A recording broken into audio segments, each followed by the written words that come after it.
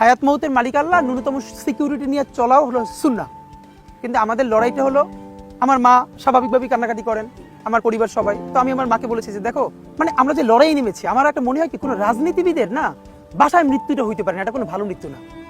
যিনি রাজনীতি করেন, যিনি লড়াই করেন, যিনি বিপ্লবী, যিনি সংগ্রামী, তার মৃত্যুটা হবে একটা সংগ্রামের মধ্য দিয়ে, একটা রাজপথে, একটা গ্লোরির মৃত্যু। আমি তো ভীষণভাবে প্রত্যাশা করি, আমি ছোটবেলা থেকে এই স্বপ্নটা দেখি, অনেক জায়গায় বলেছি, একটা তুমুল মিছিল হচ্ছে অন্যায়ের বিরুদ্ধে, সেই মিছিলের সামনে আমি আছি, কোনো একটা বুলেট এসে আমার বুকটা হয়তো বিদ্ধ করে দিয়েছে, এবং সেই মিছিলে আমি হাসতে হাসতে আমি শহীদ হয়ে গেছি।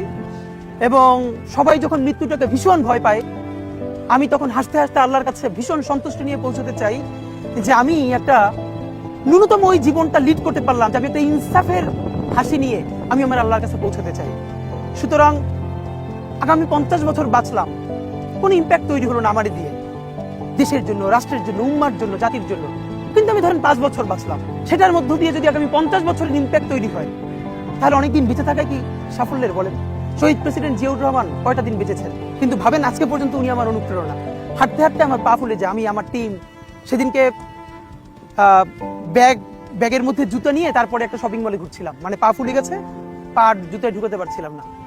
তো জিয়াউর রহমানের একটা ওনার গল্প মনে পড়ছিল, যিনি মাইলকে মাইল যখন হাঁটতেন, ওনার সাথে স্টাফদের পা ফুলে যেত, কিন্তু ওনার তো আর্মি ট্রেনিং আছে।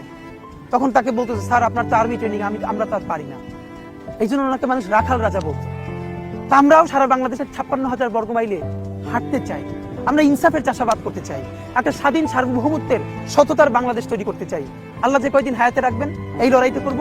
যেদিন নিয়ে যাবেন, আমি স্বপ্ন দেখে যেতে চাই, আমি আমাদের এমন টিম, আমি আমার সন্তানকে রেখে যেতে চাই, আমার মৃত্যুর পরে যেন এই লড়াই বন্ধ না হয়, এই লড়াই যেন বাংলাদেশে কিয়ামত পর্যন্ত যায়।